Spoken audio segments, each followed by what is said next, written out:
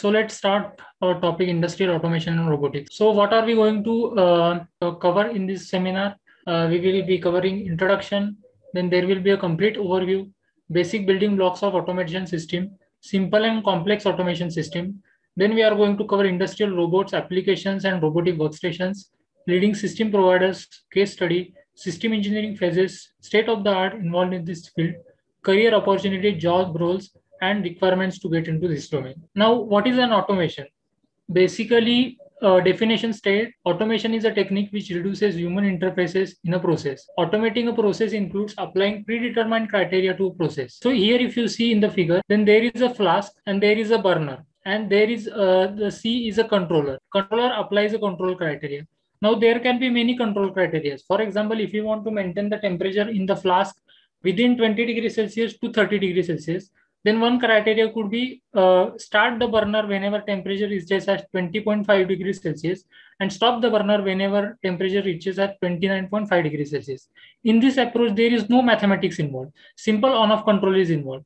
The other approach would be set the equilibrium point at 25 degrees Celsius and program the controller in such a way that it will always maintain the 25 degrees Celsius control point or set preset point. So if temperature drops below 25 degrees Celsius, then controller will start the heating slowly, and as soon as temperature reaches the equilibrium point, then controller will stop the heating. This involves mathematical calculations, and so mathematical calculations are involved in this second control criteria. Now we will see the evolution of automation. Basically, if you see, then roots of industrial revolution in Europe or roots of industrial automation are found in Europe. So first temperature regulator was invented in 1624 and first pressure regulator was invented in 1681. Then after that, there came first industrial revolution, which was in between 1760 to 1840. So during 1771, there was invention of fully automated spinning mill, and in 1785, there was invention of automatic flour mill. So in the first industrial revolution, there was no mathematics involved, and all the methods were based on trial and errors. In the second industrial revolution, it fell between 1871 to 1914. So in the 1900, relay logic was introduced with the factory electrification. So in the second industrial revolution, there was factory electrification, and there were control rooms which push with push buttons. So there were on-off controls involved in factory automation. So this was also limited. In the third industrial revolution, which was in the late 20th century. So as soon as in 1958, control system based on solid state digital logic models were invented, the third industrial revolution started, and computers and communications devices were used in the production. From the third industrial revolution, mathematics was base of industrial automation, and from there control theory is taken in the syllabus for the automation. And right now we are in the fourth industrial revolution, which is also known as Industry 4.0. So in the fourth industrial revolution, the strategy is complete computerization of manufacturing plants and high-end robotics. And now we will see the relay logic. Relay logic is still seen in the production plants.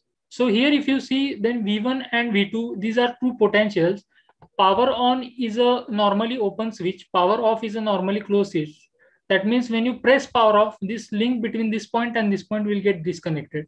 And this is a lamp is a contact of relay, and lamp 1 is also second contact of the relay.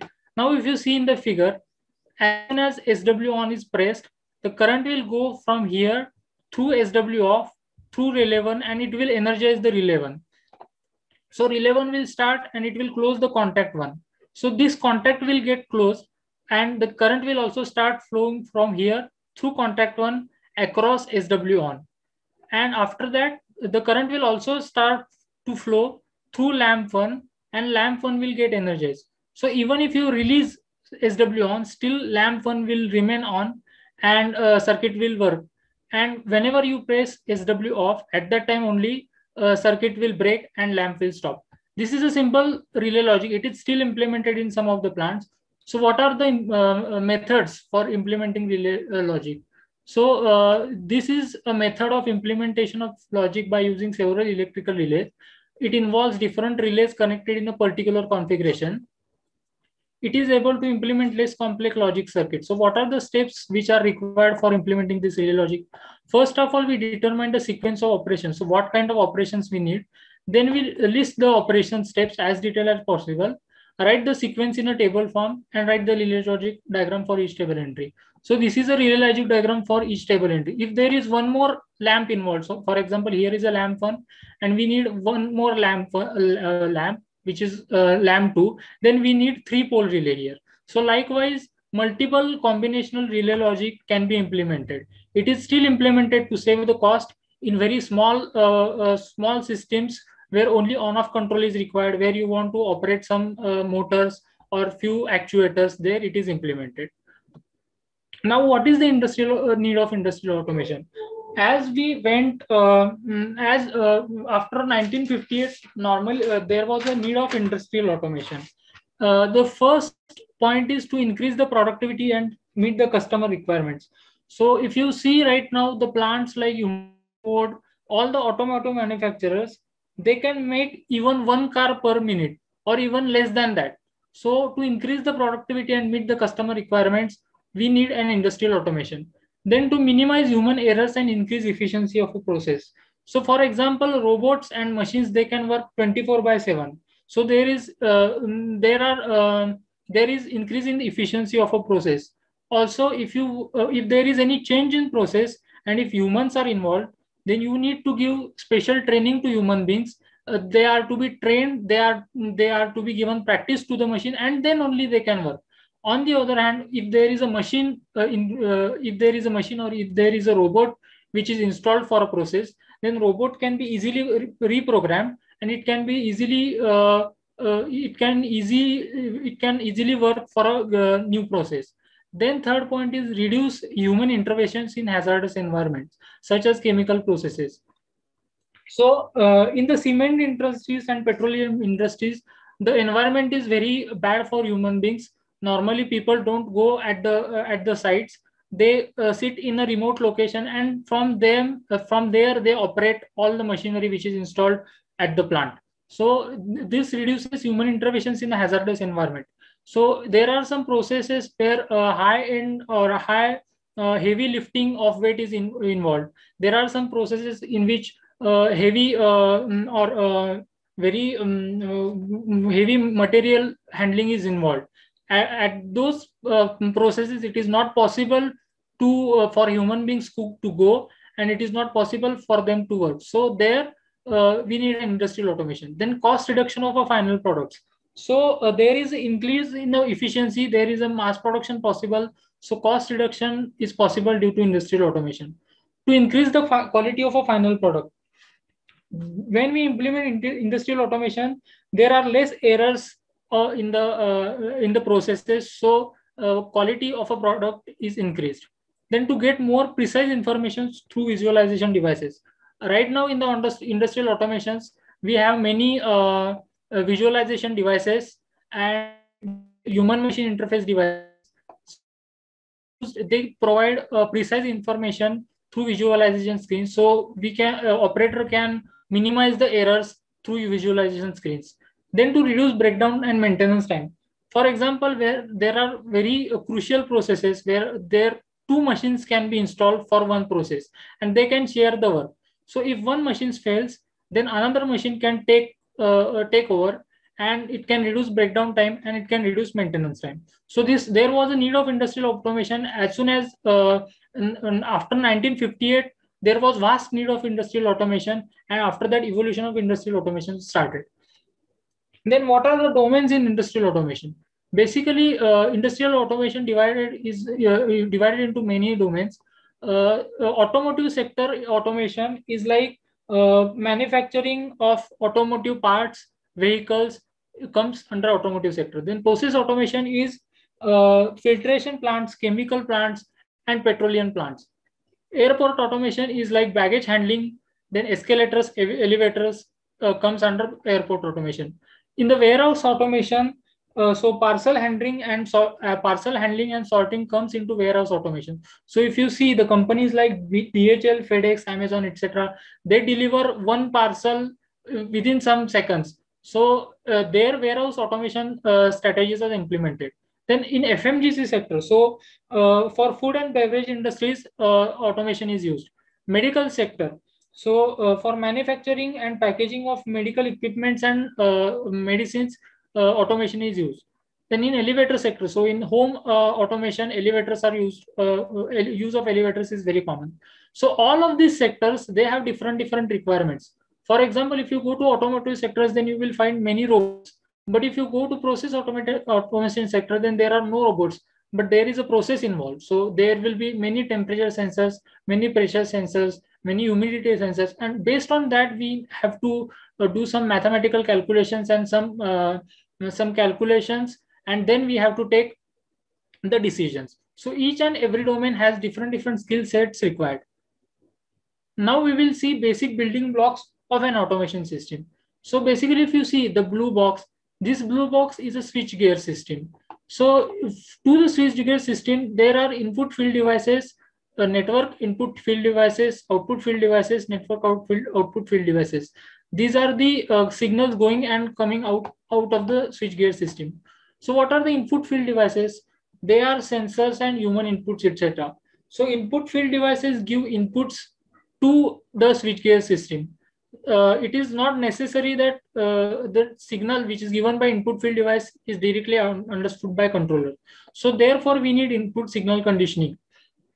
So input signal conditioning devices will convert the signal to a required form so that controller will be able to understand the signal. For example, if a sensor operates on 0 volt and 5 volt, then a controller normally operates on 0 volt and 24 volt. So therefore, we need input signal conditioning systems. Then controller will, inside the controller, there will be a program stored. And according to the program, the controller will take action for the output field devices. Again, output field devices, they cannot be directly operated by a controller. So here we need output signal conditioning devices so that the signal given by the controller will be understood by output field devices. Then sometimes what happens is there are network field input field devices such as pressure sensors, temperature sensors, etc. So if pressure sensor is there and if pressure sensor is going to give you value such as 20 bar, then normally this is given in the some form of numeric value. This is connected to a controller via communication network. So communication network is implemented and output of a pressure input of a pressure sensor is given to a controller via communication network.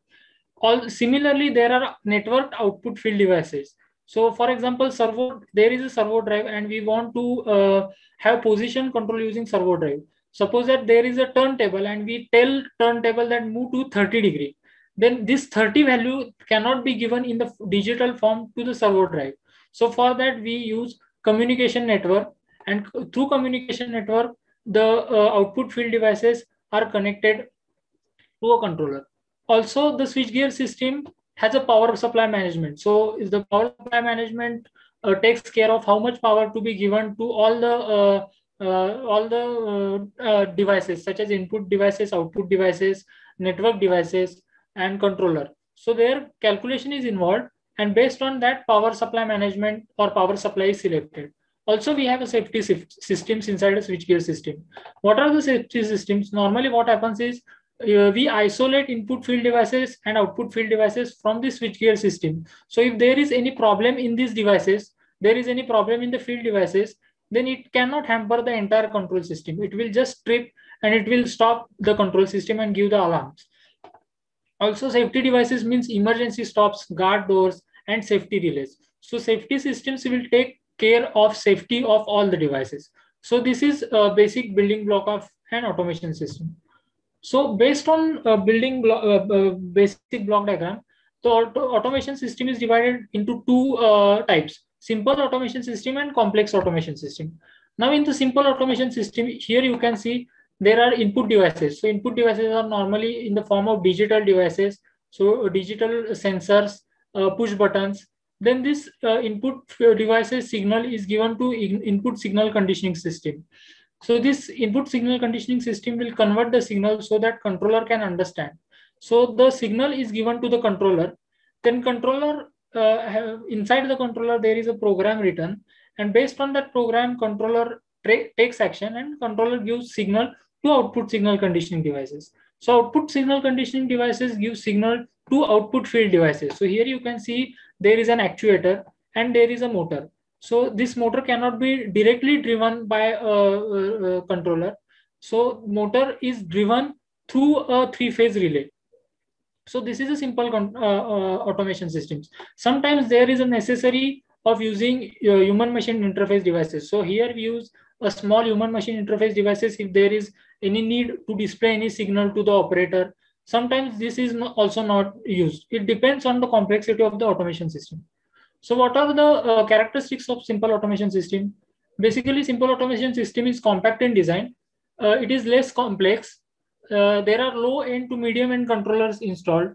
Then there is no or few networking requirements, low development time, which is basically from 1 to 3 months, and there is less resource requirements. So basically 1 to 3 engineers are involved per project, and less programming requirements. Simple control strategy for controlling of equipment. So in the simple automation system, there are no complex algorithms involved.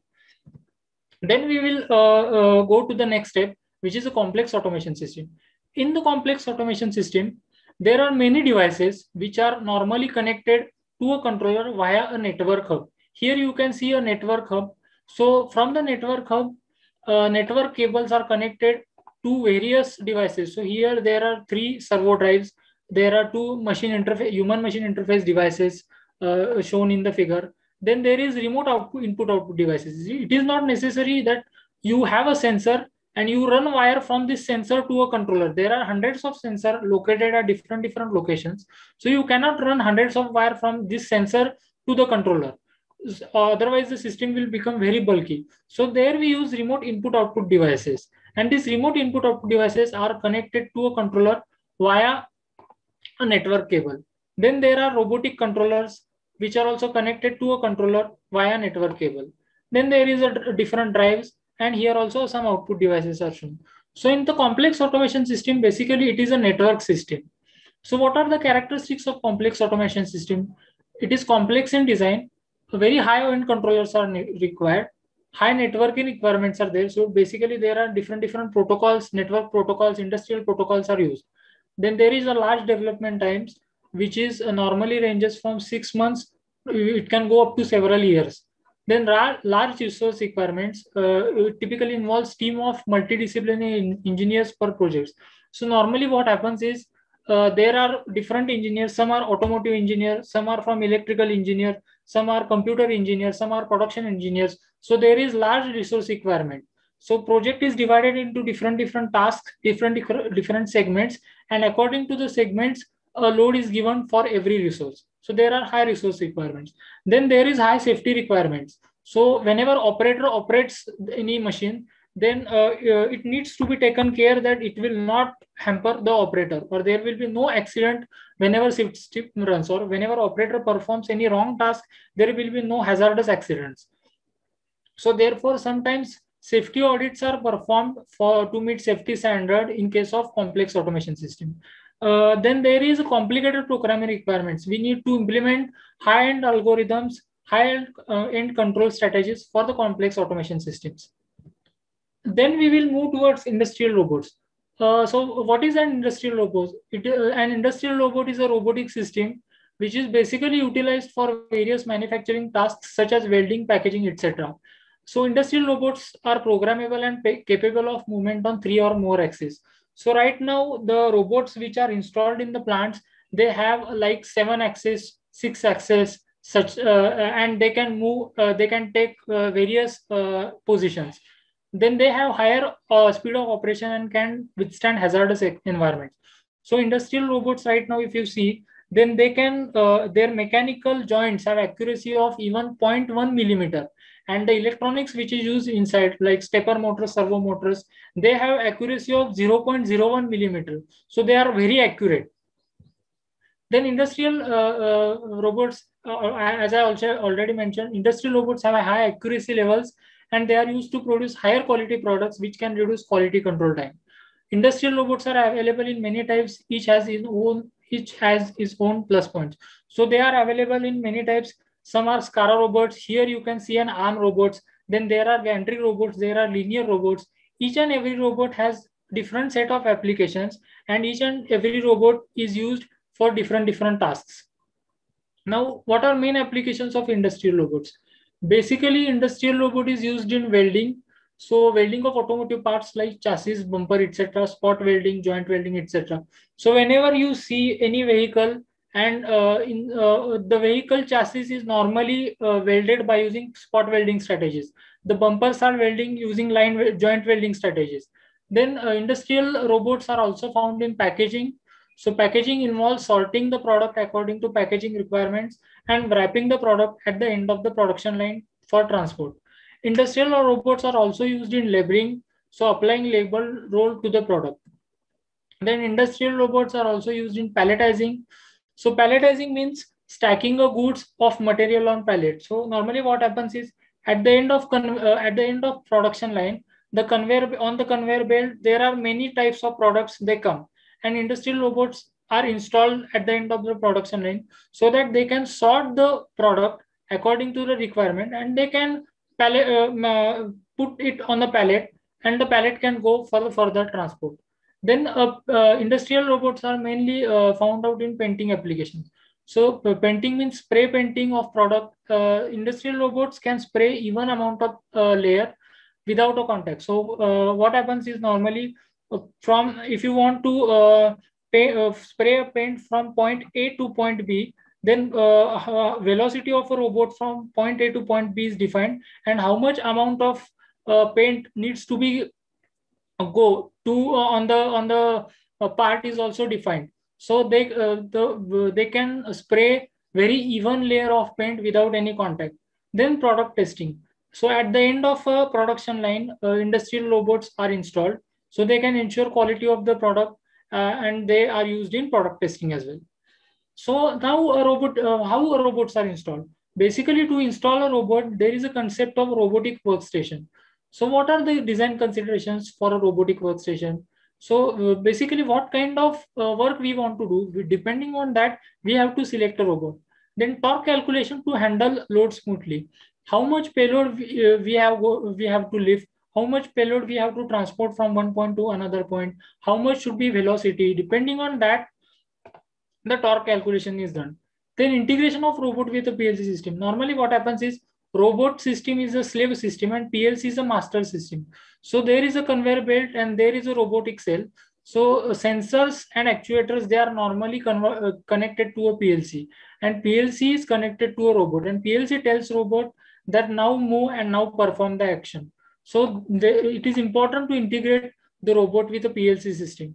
Then there is a main consideration which is like safety interlocks to ensure safety of operator. So if there is any problem when the work is going on, then operator has to go inside of the robot premises, inside of our robotic work area, and then solve the problem. So in that case, there's safety of the operator should be ensured, and there should be no any problem. So there is a safety gate, and through the safety gate there are safety interlocks. So that is also an important aspect. Then robot operation strategy. How the robot should move? What are the motions? What are the angles to be taken by the robot? That everything gets included in the robot operating strategy. Then tool selection. Normally, what type of tool needs to be installed? If it is a pneumatic actuator, if it is hydraulic actuator, or if it is a drill, or if it is a milling tool. So this kind of tool selection strategy is also design consideration. Then tool change process is required. Normally what happens is whenever there is a robot installed, if there is a part and on the part, if more operations are to be performed. For example, if on a part there we need to do a drilling, we need to do a milling, we need to do a grinding, then we need to define the tool change strategy. So where should be the tool placed, where should the robot go for a tool change, in how much time tool should be changed. This all comes in tool change process. And the cycle time. So whenever part comes inside a robot cell, till the part goes out of the robot cell, that entire time is known as the cycle time. So all these things are to be taken consideration while designing a robotic workstation.